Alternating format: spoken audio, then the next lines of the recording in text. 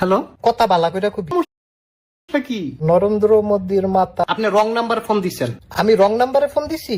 জি তোরটা wrong number? জি। আই হাই রে, কি হলো? এত নাম্বার থাকতে রং নাম্বার চালাস কিত্তি? আরে আমারটা রং নাম্বার না, তো তুই দিকস রং নাম্বার। আপনি ভুল মানুষে ফোন দিচ্ছেন। এটা কার নাম্বার? এটা তো আমার নাম্বার। ফোন দিছি কারে? আমারই দিচ্ছেন। তো এনে ভুল কাটা? এই আপনি কি আমার চিনেন? তুই কি শ্যাম্পু দেস? আরে শ্যাম্পু দেইও না, দিতামও না।